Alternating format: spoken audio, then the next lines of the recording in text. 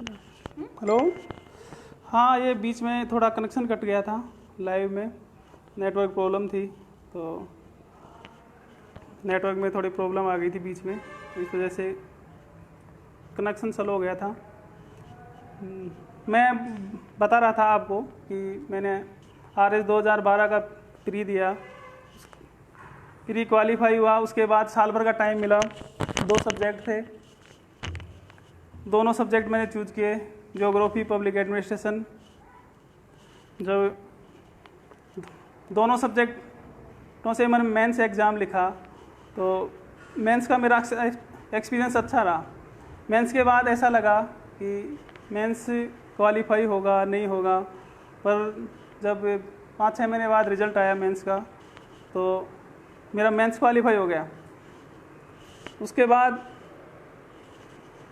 जब mains qualify हुआ, मेरा कॉन्फिडेंस एकदम से अप हुआ कि अपन RS आसानी से, उस टाइम में जो 2012 का एग्ज़ाम था तैयारी थी, क्वालिफाई करना, इंटरव्यू देना।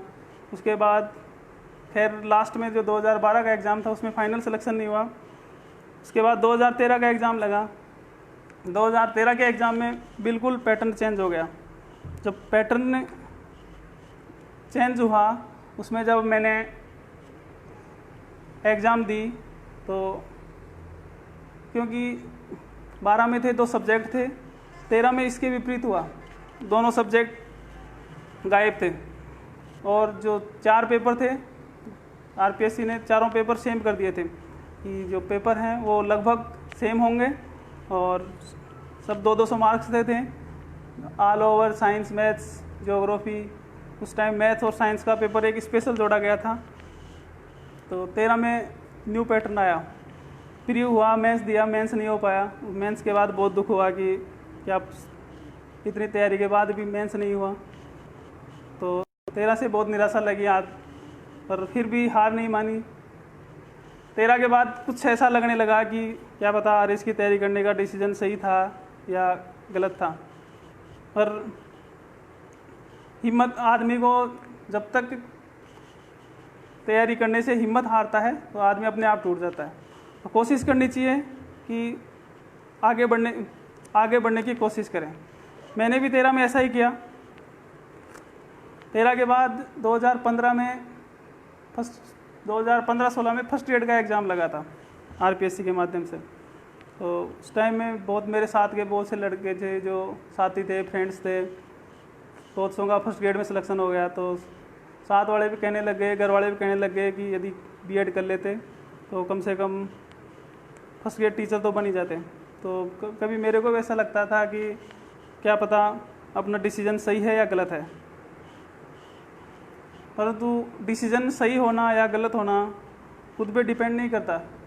डिसीजन सही होना या गलत होना ये तो जैसे जैसे समय गुजरता है उसके साथ डिसाइड होता है।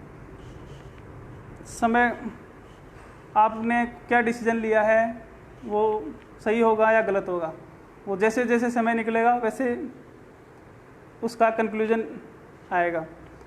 जब 2013 के एग्ज़ाम के बाद मेरे को ऐसा लगा कि क्या पता B.Ed नहीं करने का डिसीजन गलत था। परंतु जब 2016 की एग्ज़ाम दी, प्री दिया, मेंस दिया, और मेंस का जब फाइनल रिज़ल्ट आया, मेंस हो गया, इंटरव्यू दिया, और जब फाइनल रिज़ल्ट आया 2016 का तो मेरी ऑल राजस्थान 156 रैंक थी और मेरा अंतिम रूप से सिलेक्शन हो गया। और राजस्थान तहसीलदार सेवा मेरे को उस टाइम अलॉट हुई। साल भर पहले हमारे को 2016 में नोटिफिकेशन आया था, 17 में एग्ज़ाम लगी थी और 17 अक्टूबर के आसपास रिज़ल्ट भी आ गया था। और किसी कारणवश कोर्ट केस लेट लपीती के कारण लगभग 2 साल तक पोस्टिंग नहीं मिली। और पिछले बार 3 जुलाई को हमारे को पोस्टिंग दी गई। 6-7 महीने की RTS में ट्रेनिंग होती है, वो ट्रेनिंग पूरी की, टोंक, जयपुर, अजमेर। उसके बाद पहली पोस्टिंग है पारसोली, चित्तौड़गढ़ में। तो ये मेरे जो तैयारी था उसका, मेरा जो तैयारी करने का अनुभव था, 12 13, 16, उसके बाद 18 की एग्ज़ाम लगी, 18 में दे रखा है। खैर अभी तो रिज़ल्ट आया नहीं 18 का, देखो क्या होता है उसमें। तो पर मैंने एक चीज़ सीखी इस टाइम के अंदर कि जो कंटिन्यू या लगातार तैयारी करता रहता है उसका सिलेक्शन हो जाता है। आदमी को सपने देखने चाहिए और सपनों के अनुरूप कार्य भी करना चाहिए। जो आदमी जितनी बड़ी कल्पना रखता है उतना ही बड़ा आदमी बनता है। तो आदमी को सपने भी देखने चाहिए और बड़ी बड़ी कल्पनाएं भी करनी चाहिए। इंद्र प्रकाश जी, अजीत जी, सबको मेरा राम राम। किसी को भी कुछ पूछना है तो कमेंट बॉक्स में आके पूछ सकते हैं। तो मैं तैयारी के बारे में कुछ आपसे बातें करना चाहूँगा। तैयारी के बारे में जो कुछ टिप्स हैं थोड़े बहुत वो देना चाहूँगा। तो किसी भी चीज़ की तैयारी करने से पहले आदमी को उसके बारे में, मेरा मानना है कि जब भी किसी चीज़ की आप तैयारी करने का मानस करें तो आपके दिमाग में फिक्स होना चाहिए कि मेरे को ये तैयारी करनी है इसकी और इसकी नहीं करनी। उसके लिए आप आराम से सोच सकते हैं, 2 दिन, 4 दिन, 5 दिन, 10 दिन, 15 दिन। पहले दिमाग में धारणा बना लें कि मेरे को किस आरएस की तैयारी करनी है, आईएएस की तैयारी करनी है, टीचर की तैयारी करनी है या और किसी एग्ज़ाम की तैयारी करनी है। जब आदमी ये फिक्स कर ले कि मेरे को इसकी तैयारी करनी है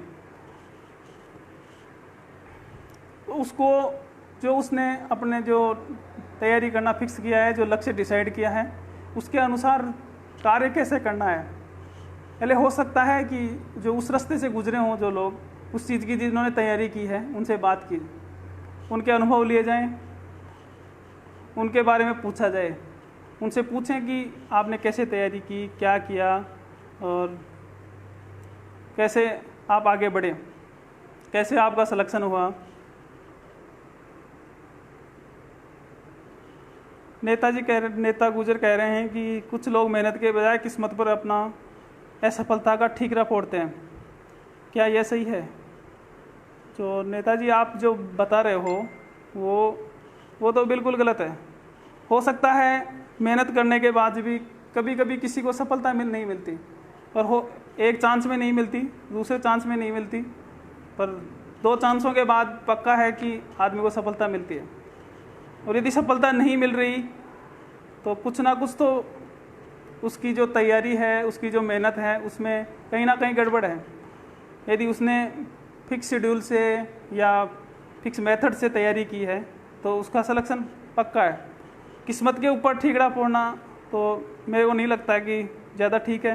हो सकता है कोई रेयर केस में 1000 लोगों में से एक आधा लोग हो उसके साथ ऐसा होता हो, नहीं तो किस्मत पे तो ठीकरा फोड़ना गलत है। वैसे मैक्सिमम जो मेहनत करने वाले लोग होते हैं वो सफल हो जाते हैं।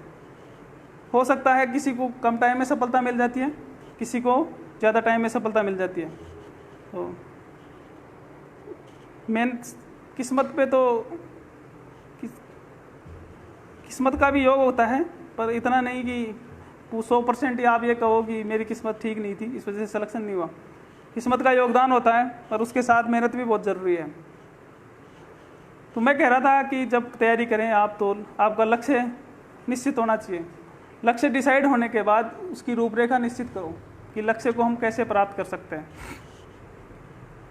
लक्ष्य को प्राप्त करने के लिए जिस किसी की भी तैयारी कर रहे हो आप, पहले उसके बारे में जानें कि क्या चीज़ है, इसका क्या सिलेबस है, इसका क्या पैटर्न है, इसकी कैसे तैयारी करनी है, कि इसमें एक ही एग्ज़ाम है, 2 एग्ज़ाम है, 3 एग्ज़ाम हैं, या एग्ज़ाम भी है, इंटरव्यू भी है, फिजिकल भी है। तो ये चीज़ें आपको सबसे पहले ध्यान होनी चाहिए कि मेरे को जिस चीज़ की मैं तैयारी कर रहा हूँ तो उस चीज़ में क्या क्या आने वाले हैं, क्या क्या समस्याएं आएंगी और किन किन का मेरे को सामना करना है। तो सबसे पहले किसी भी जब कॉम्पिटिटिव एग्ज़ाम की आप तैयारी कर रहे हो तो सबसे पहले है कि आप जो उसका सिलेबस है उसको देखें। आपको उसका सिलेबस तो हमेशा याद होना चाहिए, कंठस्थ होना चाहिए कि मेरे सिलेबस में ये टॉपिक हैं और इनको पढ़ना है। इन टॉपिकों में ज़्यादा क्वेश्चन आते हैं, इनमें कम आते हैं। किसी किसी को समस्या रहती है कि ये कहाँ से पता लगे कि किस टॉपिक में ज़्यादा क्वेश्चन आते हैं, किस में कम आते हैं। आरपीएससी में तो यदि आप पिछले जितने भी 5-7 एग्ज़ाम लगते हैं उनके पुराने पेपर निकाल के देखोगे तो आदमी सभी को पता लग जाता है कि कौन से टॉपिक ज़्यादा इम्पोर्टेंट है, कौन से कम इम्पोर्टेंट है। टाइम सबको देना है, सबको बराबर पढ़ना है। जो टॉपिक ज़्यादा इम्पोर्टेंट है उसको ज़्यादा टाइम दो। जिस टॉपिक से हर एग्ज़ाम में क्वेश्चन आ रहा है, बार बार क्वेश्चन पूछे जा रहे हैं, उनको ज़्यादा अच्छे से तैयार करो। क्योंकि जो कुछ टॉपिक ऐसे होते हैं आरपीएससी में कि जिनसे लगभग हर एग्ज़ाम में क्वेश्चन होता है, तो ज़रूरी है कि इसके लिए जो आप पुराने जो एग्ज़ाम्स हैं उनके पेपर पढ़ें।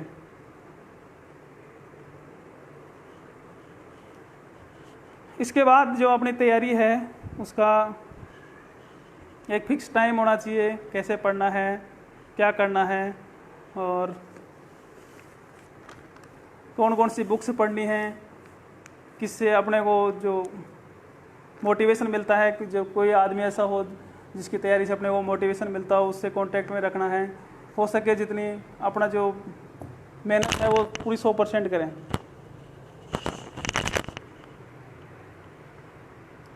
राकेश बडाना जी कह रहे हैं कि सर कुछ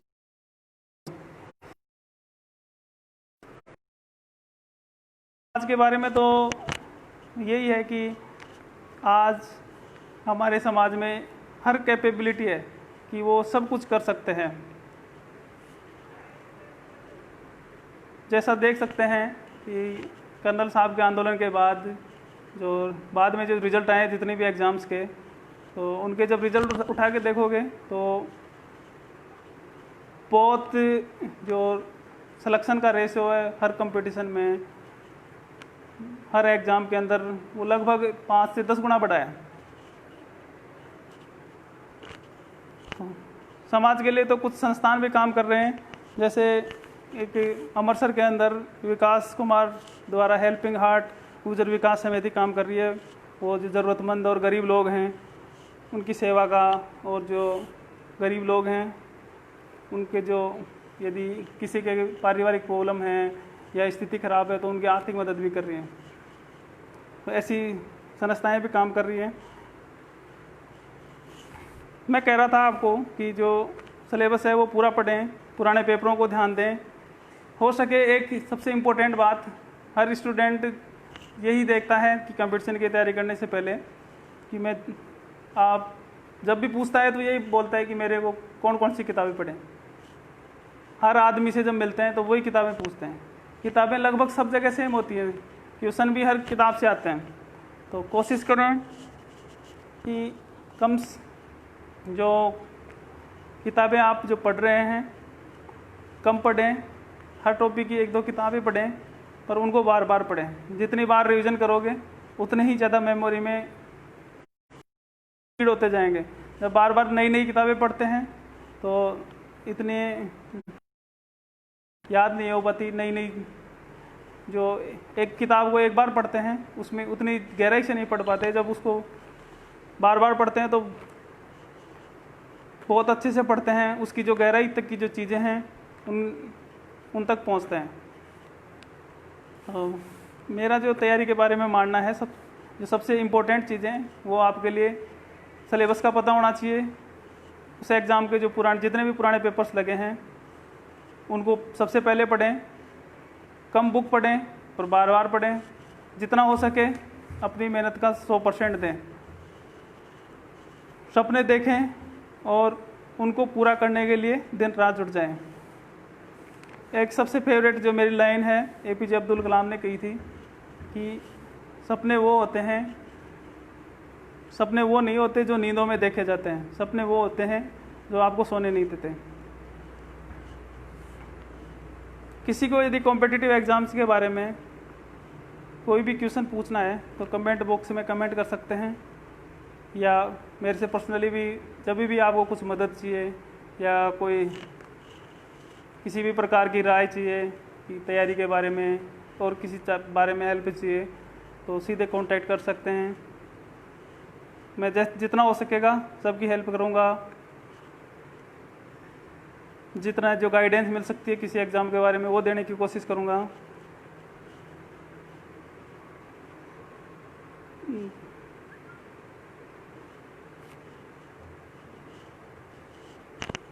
चलो, सभी को मेरा पुनः राम राम।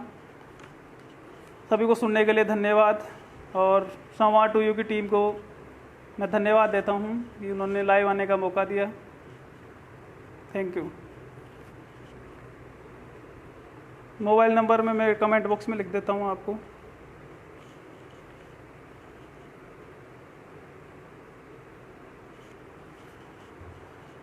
Thank you.